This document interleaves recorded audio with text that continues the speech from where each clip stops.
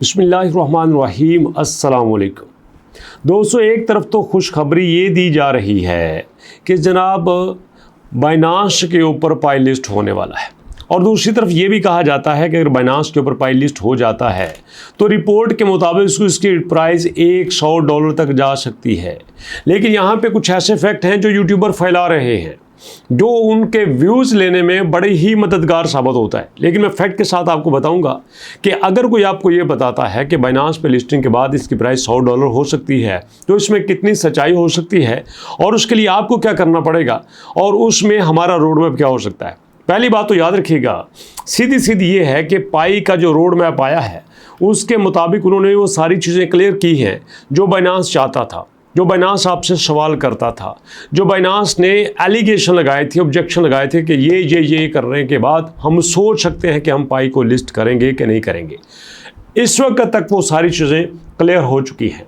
और दूसरी बात ये करते हैं कि अगर लिस्ट हो जाता है, अगर की बात छोड़े, मैं पक्का समझता हूं कि लिस्ट हो सकता है। उसकी वजह क्या है कि यहाँ पे आप देखें, पाई कोर टीम अब काफ़ी संभल चुकी है। स्टार्ट में आपको पता है कभी इसकी प्राइस जाती थी 2.9 पे, कभी इसकी प्राइस जाती थी 0.6 पे, कभी इसकी प्राइस होती थी 1.8 पे और कभी होती थी 0.4 पे। मतलब प्राइस में इतना ज़्यादा फ्लक्चुएशन होता था, इतना ज़्यादा फ्लक्चुएशन होता था कि कोई इस पे काम करने को तैयार ही नहीं था।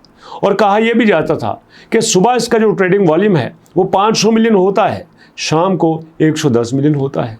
कभी कभी इसका ट्रेडिंग वॉल्यूम 1 बिलियन होता है और कभी कभी इसका ट्रेडिंग वॉल्यूम 200 मिलियन होता है।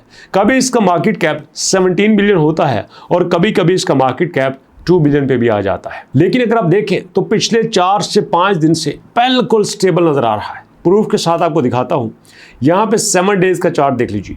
7 डेज के चार्ट में आपको पिछले 3-4 दिन का चार्ट बिल्कुल एक लेवल पे नजर आएगा। ये देखें आपके सामने, बिल्कुल एक लेवल पे। महीने के चार्ट में आ जाइएगा, महीने के चार्ट में आपको ये नजर आएगा कि नहीं भाई, पहले जितना डाउन नहीं गया, up down up down up down नहीं गया, बल्कि आपको स्टेबिलिटी नजर आएगी। तो यही सबसे बड़ी चीज़ होती है जो कि एक्सचेंज को अट्रैक्ट करती है। लेकिन मज़े की बात आपको बताऊँ, अब पाई जिस लेवल पर जा चुका है ना, अब पाई जिन कंपनीज के साथ काम कर रहा है, अब जो कंपनीज पाई के साथ काम करना चाह रही हैं, बाइनांस तो काफ़ी ज़्यादा पीछे रह चुका है।